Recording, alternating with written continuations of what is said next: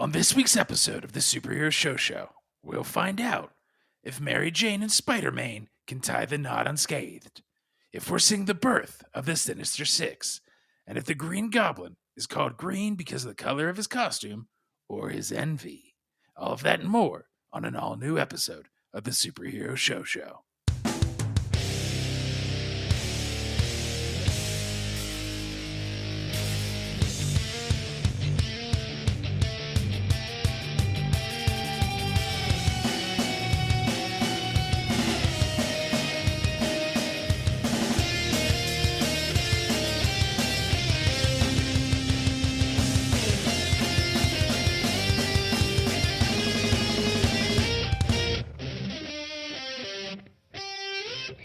Hello, nerds, and welcome to the Superhero Show, the only podcast that covers every single TV show based on comic books and some of the movies week to week that are new.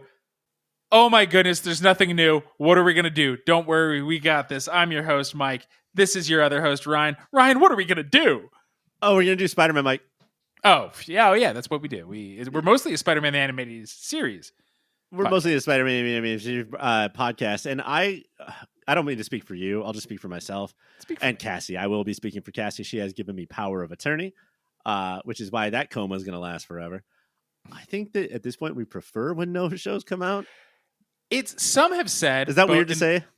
No, it's in the YouTube comments, in the emails, out of my mouth to your ears, and God's, if he's listening. What if we just become this podcast has been bandied about? Now, I brought up this phrase recently. We've talked about forest of the trees and so many phrases that I just don't understand. From your mouth to God's ears, is that like you're making a prayer? What does that phrase mean? Yeah, I think if you said something very like strong, like preach, like, oh, I agree with that. I say from your mouth to God's ears. So I'm like, I wish there was a Band-Aid color that fit my skin. You'd be like, from your mouth to God's ears. Yeah, I don't know if that's when I would say it, but yeah, something like that. You would say something, and if I agreed with it strongly. If you agreed it, which you are clearly coming out and saying you do not agree with, you hope that there is not a Band-Aid that is my skin color. The neutral Band-Aid tone, which we know is very specific and is not neutral, is too tan for you. Mm-hmm. I do wish there was a pasty Band-Aid for you. Also, Mike, I don't know if you heard the news recently on social media. I never do. About gingers. Black people have come out and said that gingers are black. What? And this is my first podcast with that news coming out. So I am just so excited to bring to the cookout barely boiled potatoes and what we call corned beef, which is it's like a beef wine. And I call it wine because it tastes like feet. Beef wine. Remember that UB Irish song? Welcome to Tasmania, bitch, a mini show within a show where we dive into the seminal and underrated after-school cartoon of the mid-90s, Spider-Man, the animated series. This week we are diving into episode 501. Oh my God! Beginning of the end. And I believe it's just titled The Wedding. The Wedding Part What, Mike? How could this be an episode if there's not a part what? What if all 13 episodes were the wedding, partners in danger? Can I tell you something? I was at your wedding, and I could definitely make 13 chapters of that bullshit and what I went through on that day. I did see, just so everyone's like calms down, next week's episode is blah, blah, blah part 1. So we will be continuing it then. This is like, what's a mid-chapter? What is there a word for that? Like mid-chapter. Oh, it's a mid-chapter. A mid-dumal. Ryan, was this chapter mid? No, I loved it. There was so much unnecessary bullshit, and that's what I'm looking for in a Spider-Man episode. We open. Aunt May and Peter are at the bank, and he's like, well, I'm going to reject her. She's clearly taking me to the bank to give me money. I'm going to say no. You could have done that before. You're telling yourself that when you're definitely going to accept. But it's not money. It's her and Ben's wedding rings. Which she probably pulled off the corpse right before he was buried, or do you think she dug that up later? Dug it up. Also, it's weird that I guess this hoe just stopped wearing her wedding ring because her husband died. That doesn't seem right. Is there a difference between engagement and wedding? Or do those two things like attach? Like you're some sort of superhero that turns into a dinosaur at some point? Yeah, it's just like that superhero who turns into a dinosaur. It's attachment, man. Some attach, some lock in. Some lock in. Okay. Uh, That feels like comic book nerdy as shit to have your two rings lock in. I would love it. Scorpion attacks the bank because even though New York's a big city, it's actually the smallest city, or there's just so many damn supervillains. I mean, Scorpion brings it up. He's like, how the fuck every fucking time I rob a bank? Peter leaves May in that back room, the safety deposit box room, and to go fight Scorpion. And he opens with, "Sorry, Scorpion, you've exceeded your daily withdrawal limit." It's classic bank talk. It is bank talk. He didn't say ATM because I know when Spider-Man uses that phrase ATM, he means it in the other way, not the bank way. Yeah. Spider-Man loves ATM. In the Requiem for a Dream kind of way. Scorpion, at a certain point, he knocks a column with his tail and a bunch of ceiling comes down. Uh-huh. And then Scorpion grabs May and takes the rings. This is after Scorpion shoots a chandelier down onto Spider-Man. And what is this chandelier made of? Because the way that Spider-Man gets out of it, it's like a fort made of sheets. Do I not understand chandeliers? Oh, they're mostly made of sheets. They're mostly made of sheets. Okay. Not glass. But also, Matt Gargan is, I guess we know who he is now. Most people probably don't, but he's fully been like, well, I'll take these rings from my fiance, Rebecca. Dude, you are blowing your cover right now. You should probably not let people know you're engaged or who she is, because they can find you now. There's only one person in the city engaged to somebody named Rebecca, and it's Mac fucking Gargan. And who is Rebecca to get engaged to a hustler like that? And we have known for seasons now, he can't take this costume off, which means this is what she's into. Yes, they're doing it in that costume. Who knows what that tail can do? It is prehensile. We're fighting through the streets and skies of New York now with Gargan holding May, and Spider-Man just chases him. Matt seems like he's like, well, he'll never catch me, but like, you're a big green thing flying through the air holding an old lady. Like, he doesn't even need one of his trackers. He's just chasing you. Fought Spider-Man multiple times, knows that you're going to get your ass beat. Doesn't know that like this particular old lady is related to Spider-Man, but still, odds are you're fucked, Gargan. You're fucked, Gargan. He puts May on a scaffold, like a painter's scaffold thing to fight better. And then definitely, acid gets on that. Spidey knocks him into one of the gross rivers and then grabs May. But Scorpion's suit starts to short circuit and May is like, Spidey, get away. You're just as bad, even though the whole time you're clearly saving me. And then she faints so she can never see what a good person he actually is. Yeah, I mean, she is, and Spider-Man points this out, but she is legitimately more scared of Spider-Man, the person who saved her, than Scorpion, the evil guy with acid jizz. And then the way that Spider-Man handles it is to say, oh, passed out old lady, I will leave you here in the middle of New York with these two rings in your hand. Yep. Job done. Just for all to see. Then we cut to Harry on one therapist's couch. Her name, Dr. Kafka. Dr. Kafka. Where did they come up with these names? They're so inventive over there. And he is talking about Spider-Man attacking his dad and MJ. And he's like, I don't even... This when he's telling the story, this Spider-Man has big teeth. And he's like, is it a dream? Is this what happened? And like, I don't even know if Peter Parker is Spider-Man anymore. And Kafka's like, well, yeah, your father definitely isn't the Green Goblin. And there's no way in hell Peter Parker's Spider-Man. So how about you stop being so paranoid? And everything she said is Kafka-esque. That's so Kafka-esque. It'd be Kafka-esque if he woke up as a bug. What's a spider, Mike? Of so many not good therapist moves she does, she says, well, you're going to get better once you realize you're loved. Don't put him getting better in other people's hands, doctor. Do you think she has a little bit of the Harleen Quinzel in her? Like she's going to be the one to love him? I could not tell if I was projecting that or if the cartoon was like for being subtle for once. And you weren't projecting this because she's a female psychiatrist. This is what you project on every woman or person that you meet. Now, I'm not saying she's falling in love with me, which is what I do. I just don't believe women can be doctors without falling in love with their male patients. Perfect. Thank you. And don't take that out of context. No, wait, I just said exactly. There's no way to clip around that. Liz and MJ are going to visit Harry.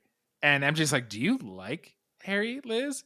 And And Liz is like, well, let me go in first. And like, but MJ instantly barges in, interrupts Liz, even though she said she wanted them to have a moment, and says, hey, me and Peter are getting married. And so he's just like, well, I'm out of this room. I do not want visitors.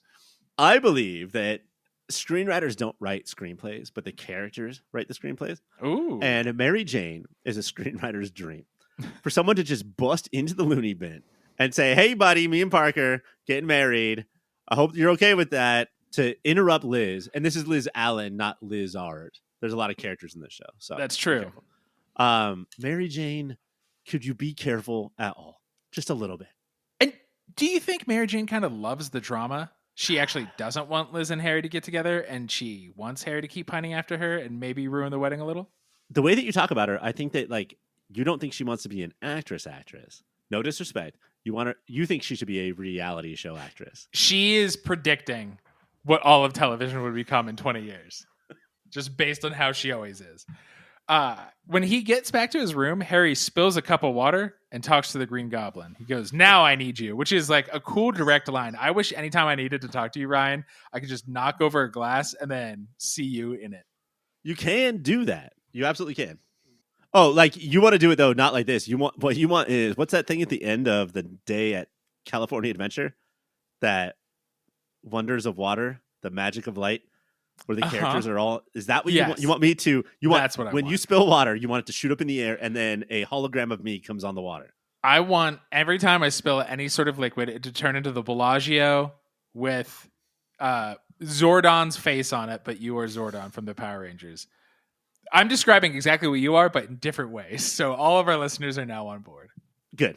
Wilson Fisk invites Peter to his building, and he's like, I'm paying for Parker's wedding. And also, I've bought a rival paper. So all of this is just to tweak JJ's nose. Now, he is going to pay for this. I might have been taking notes or something. Mike, can you explain, like, why is he paying for the wedding? Just to burn JJJ? A big part of it is to burn JJJ, because that's hilarious. And another is he does remember, like so many viewers do not, that Peter saved his life in season 2. That's right. And he's like, I know you're poor as dirt, dude. I know everything about you, except the most easy thing to find out, that you're my. And he's such nemesis. a giving man with no strings ever attached that, like, this does make sense. What I love about this scene, this is my moment of the week, is that Fisk says, I'm going to pay for your wedding. And then there's a gasp line, like it's about to cut to commercial. Mm-hmm. And then Fisk interrupts the cut to commercial. And he's like, yeah, that's right. I'm going to do it. He has so much power. He can change how shows are edited. Well, I like to think that you think editors are editors. And I like to think our characters are character. Oh my God. You're so smart. We're now at the Bugle, and Peter's like telling Robbie and JJ, and he's like, isn't this crazy? And Jonah is mad at Peter, mad at Fisk, and he says, nothing personal, but between Fisk and me, this wedding business is war. I'm covering the wedding. He is, but as a loan. So he's going to pay more than Fisk would. But unlike Fisk's deal, I believe, Peter has to pay it all back. Yep. And Peter does not get it's so fucking. How is Wilson Fisk not the biggest villain? And they call each other on the phone to talk smack, like in the next scene. And JJ says, I know the top pastry chef in Queens. And Wilson says, I know the Queen's top pastry chef. Now, were you bummed that this scene cut and we had any other part of the show? Yep. And we didn't just sit on this telephone call and have these two bitches duke it out? Yes, they're so catty. And also, none of it has to be true. It's just, is there wordplay from the thing you said to make me sound better immediately? Well, I know a live pastry who cooks things for a queen. Harry breaks out with the help of his reflection, Green Goblin. And then he instantly meets up with Smythe, who is now an ally with Silvermane, who we don't see. We just hear him talked about a lot. And then Scorpion just walks in. It's like he got bored in the hallway and goes, I'm part of this too. Is there this thing where, like, these characters are on contract, and if they don't appear at least X amount of times per season, like Silvermane does not. Is Silvermane even still a baby? I think he is an old young man now. A middle-aged man, I guess you call it. He's 34 years old. You're one of those old young men. Yeah, it's kind of like SNL. They have to pitch their sketch and their storylines each. So what Silvermane pitched, they're like, well, we'll pitch you getting mentioned, so you're not fired yet. You're not like Rhino, who's fully out of this show. But I do like that here he goes to Smythe, and then Fisk has Jordan. What's his name? The Two-Face guy? What is Jordan? But if you're going to go anywhere in this town, especially with wedding planning, you need a freaky looking guy on your side. Yeah, that's what wedding planners are. We now cut to the wedding. We learn Robbie is his best man because nothing says you have good friends like your best man is somebody 30 years older with you that you see twice a week. Sure. And your other best friend is in the hospital with your soon-to-be wife, making fun of him because she's getting married and he's stuck in the loony bin. Also, as Mary Jane comes out, we get the Mary Jane theme. The only piece of music this show has ever bought other than Aerosmith's Spider Blood, Spider Blood. And this is the first time it's ever fit. Mary Jane's theme plays during Mary Jane's wedding. What's Mary Jane's theme? X-Men. I don't remember it off the top of my head, but I was like, wait, I know that song. If you go back and listen to it, it is played in every episode. Why didn't they buy Tom Petty's One Last Dance with Mary Jane? Oh, God. Such a good question, because that, Mike, would have been the budget for 12 of these episodes. Flash and Deb are running. They are late to the wedding enough, even though everybody else is just quietly walking in. They're running towards the wedding. They really want to get a seat up front, which I don't know if they're until... I think at this point, Flash is fully with Deb. But then Felicia beckons him and he just heels in the ground, skid marks, does it about face, drops his girlfriend's hand, pushes her into the building, and starts flirting with Felicia. Dudes are going to dude. Dr. Connors walks Mary Jane down the aisle. And then the Green Goblin and his Robo Warriors, the Robo Goblins, and Scorpion, barge in and instantly capture Mary Jane. And everybody starts running amok. So I think that we are on a theme here. We recently saw Teenage Mutant Connor's Lizards and how you just need an army. And whether you mutate it or build it, you just need a bunch of people. And so now we have a bunch of the Spider Slayers, like with their 3 screened heads. Yeah. You can only talk out of one of them. Although I do think that if you change a motion while you're talking, it should spin a little bit. Rotate, so if like you're the mayor from Nightmare. Yeah. And then it should spin if you're going to be happy. There's a lot of chaos going on, but in the middle, in the quiet, everybody's left except for Harry, Mary Jane, and the priest. And Harry says, "Marry me or I'll blast us all to smithereens." Yeah.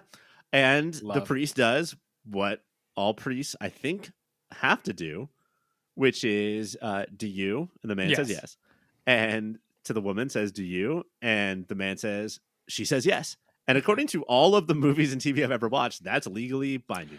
Well, most of them were written when women they couldn't even get their own credit cards, you know? Yeah. Like, where's their checkbook? No rights. Fisk hightails it out of the wedding. They were a lot like Kurt town. Connors. What? They were a lot like Kurt Connors. No right. Hands? No right. Yeah. Fisk hightails it. I thought that's what you were saying was like Kurt Connors, which is why I was confused. And he gets the last mega Spider Slayer. And this is the one with the 3 heads that rotates. And so he's like, well, I'm going to openly help. Peter looks like a bitch and has run away. And Wilson Fisk is openly helping via robot here. Where there's smoke, there's fire. And where there's 4 robot soldiers, there is a mega robot soldier. Trust me, I have been through this. I know there's of which I speak. always a bigger robot soldier. And Fisk, there's so many times where you're like, oh, Spider-Man does not use his full strength because Fisk shows up and just instantly rips Scorpion's tail off. And he's like, I'm on your guys' side. To now Black Cat and Spidey who are there. So much chaos is going on. Liz runs up. Guys, there's so much fighting right now. It's hard to keep track of. And so many characters of like, why are they there? Yes, why? Why are they there? Liz Allen runs up to Harry and says, you think you know who your enemies are, but aren't you forgetting who your friends are? I love you. What? And Harry, at one point called him... Don't this shit up. His name is Harry. and Hoorie, at one point, calls himself the Friend Czar, because he knows what friends are. And he's forgetting all of that, Mike. Haven't you forgotten? He starts to faint. Liz catches him And this is, you a bitch move. You've made a giant mess. And when you're confronted with it, you just go, oh, the vapors. I don't have to deal with any of this cleanup, do I? Liz catches him and hands Spider-Man the pumpkin bomb. Liz might be the truest superhero of them all. I do not think she has the voice. Like, I wish that she had a more heroic voice. She sounds like a 12-year-old girl. You don't think that his voice is very heroic? She sounds like Babs Bunny. Go ahead and translate that for your generation. Would never. We cut back to the wedding. I think maybe a half an hour is like everybody's like cleaned up, splashed some water in their face, like, but there's still rubble. No Right. change of venue, no change of date. People have picked up robot parts and decided if they want to keep their arm or this robot arm that they just picked up, like which one's better for them in the future. I'm an accountant. Would it be nice to have, like, on the 10 key? Like, what if you had a robot arm for where the 10 key is? You're going to get a lot more accounting done. The priest, what a funny guy, says, I'll skip the for better or worse part since we've been through that already. So I now at this point do not know that he knows how to conduct a wedding. No, absolutely not. I did think it was weird that the studio audience laughed at that for like 10 minutes. Yeah. And I know that animation is expensive, but the fact that they just froze so the audience could laugh was crazy. So yeah, this was mostly a 12-minute episode, except for that. JJ reveals he gave them a car, and then it's revealed that it's a newspaper van, which high school me would have loved. That's cool. No, I think it's great. You can hump in the back. Mm-hmm. Little tidbit for our teenagers out there. But also, I guess the biggest problem might be, and JJJ does not know this, it says Spider-Man deadliest villain in the city on the side of the van. And that's fucking badass. If your van said Mike deadliest villain in the city on it, do you know how hardcore you would drive that van? Yeah. They drive off instantly. No reception. All your guests went through that. You're not even going to let them watch you dance? Oh, this is a 80s and 90s TV thing. Like, as time went on, we started appreciating the reception as like the part where the stories come. But Right. back in the day, you threw rice as they ran out of the church, and that was it for the bride and groom, and then you all just went home. That's crazy. I would be so pissed. No open bar. I just had to fight fucking goblin warriors, and there's no open bar. All of my family's rice is on the ground. Yeah, what do we eat now tonight, Peter? And then Green Goblin is alone in the void, showing once again this show is never sure if Harry's crazier or if no, Green Goblin has magical powers and he can talk to people, but he's in a void. Nobody's spilling water, so he doesn't know what's happening. I mean, classic Osborn moment. Classic Osborn moment. Ryan, before we get to a lot of other classic Spider-Man moments, you've been working on a website, yes? I have, Mike. Thank you so much for asking. Oh my God. So much rice is wasted at every wedding to this day. And so I have invented oldrice.com. And if you go to oldrice.com, you can buy little packages of really old, really hard, stale, sharp rice. And if you throw them up in the air, it's a celebration until they land. That's the problem. Don't let them land is what I would say. Like the balloon game. Yes, exactly. Keep the rice up in the air like it's a volleyball and you'll be fine. But it is hard and sharp, so it might hurt your hands. Well, yeah, maybe an umbrella, but it will pierce through all market umbrellas. What about Also, black we put a market? little bit of gunpowder in each rice pellet. Ooh. Yeah. So it's going to be an explosive wedding. So you're not telling them to chuck this at the couple you hate. I'm but saying to wink, throw it wink, in the nudge, air. nudge. Where it lands is where it lands. Where it lands, nobody wanted. Well, I need this website to exist.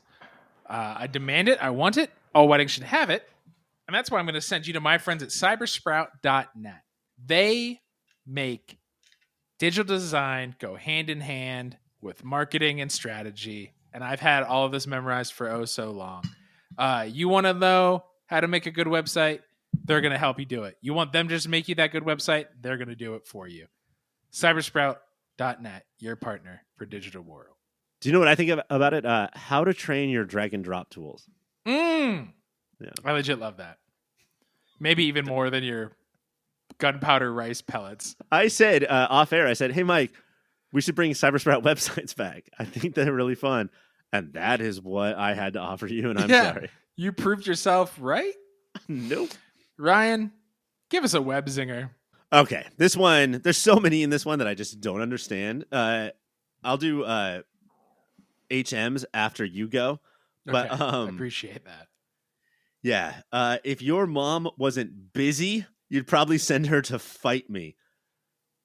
Who says and then that? Scorpion, Peter Parker says that, and Scorpion freaks out. How dare you talk about, he didn't say if your mom wasn't a whore, just said if your mom wasn't busy. And then Scorpion's like, how dare you talk, she just has a job. Like, that's not an insult, but Scorpion freaks the fuck out. The original line was filthy. Like, if your mom didn't have all these dicks in her mouth, and they turned it into like busy. If your mom wasn't getting busy, would have even been funny. Yeah. But 10-year-olds watch the show. I said mine, unfortunately. I didn't even need to. I could have saved it for right now. And it's I know the top pastry chef in Queens, and I know the Queen's top pastry chef. Wilson Fisk rules. The one I wanted to mention was, this is from Aunt May.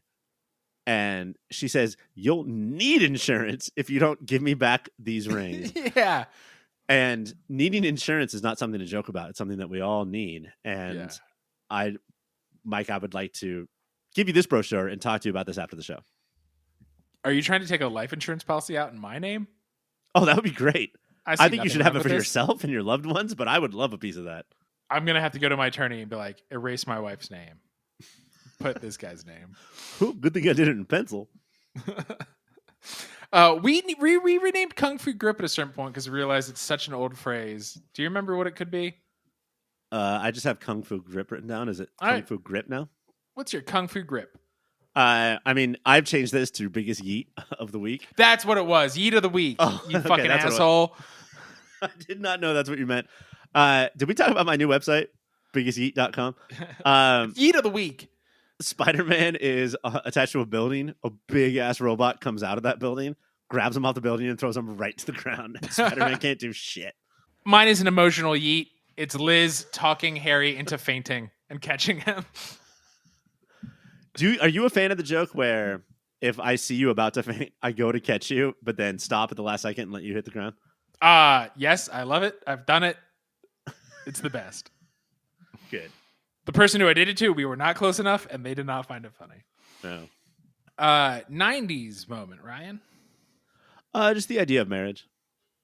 It's so 90s. Like, can we be done with this? What are we doing? Yeah. Now we're living in a polycule, sharing a house. Nobody's married. We're throwing explosive rice at each other. Like, this doesn't seem safe. My 90s moment, I knew this whole time, is no reception. You just leave right after the wedding, and then it's the wedding's everybody goes out. Man, you had that in your chamber for the entire show. Locked and loaded.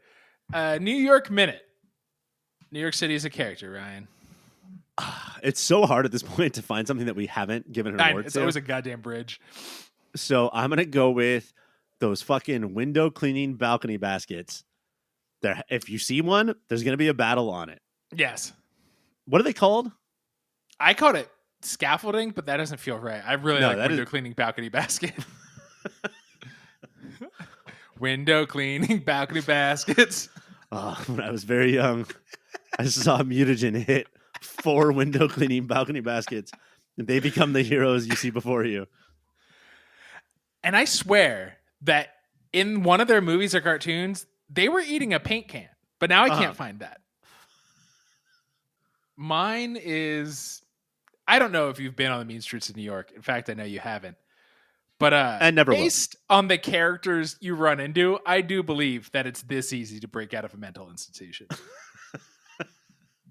Can't you just, I mean, aren't they all elective at this point? You're elected to the position of being in a mental institution? Yep. The city of New York votes, and you won mayor of Cuckoo Town. Take that, Eric Adams. Finally, Ryan. Jesus. Do you have a Cassie compliment? This one, I have 2. Again, I will say my HM, and I will say that when Harry comes in and says, I object to the ceremony, that is the exact quote that Cassie said at both of our weddings. That's true. Mine is Harry spills water to talk to Green Goblin, says, now I need you. And I've been just dripping water on the ground this whole episode because I really needed Cassie here. I don't know. When you say dripping water, I do not know if you mean pouring a little bit out of your glass, if you're TTing a little bit out of your shorts. I'm making new disgusting slang. My other one was, of course, I don't have any friends. That's what Harry says to Dr. Kafka. She says, of course you do, Cassie. You just don't realize it yet. Yeah, Dr. Kafka wants to get in that creep's pants. Also, if your name slightly rhymes with your position, pick a different position. Dr. Kafka, a little too close for me. Kafka. It's kind of an off rhyme. Ryan, tell everybody about websites. Oh my goodness. Popfilter.co is where you go to get the flow of the podcast we show. Now you know where to go if you want a PO, which is, of course, short for podcast. We're taking it back. It doesn't mean police anymore. Popo means podcast. We do this Little Caesar style. I think maybe it's time to once again rebrand. Once we were the Superhero Hour, then we became the Superhero Show. But maybe now we should just become the podcast. The Popo Show? The Popo Show. Jeez. If you want to connect with us, you can find us at PopFilterCo on Instagram and YouTubes. And you can reach out to us at popfilterco@gmail.com. Ryan, what other podcast should people check out? Oh, movie of the year, Mike, is in full effect with 1999. And I know you're thinking, wait, didn't like 10 years ago you did the year 1999? We're doing it again, bitches. Because back then we only did 8 movies. Now we're doing, 8 movies. But in total, we're doing 16. And we're actually doing 18. I thought you guys told me 1999 released new movies. Oh, God. Don't. Wouldn't that be Don't. wild? That was so exciting for me just to hear that. Next week, it is once again an all new, all different, all Spider-Man episode of the Superhero Show. And we are starting 6 Forgotten Warriors, Chapter 1. Oh, chapters are back. Chapters are back. And looking ahead, they finally learned that a chapter doesn't have to last a whole season. We will get 3 chaptered stories throughout this season. Oh my goodness. That's mature storytelling, folks. That is, if you look up storytelling in the dictionary, that's what it says. For Ryan and Mike, I'm Mike and Ryan. Enough said.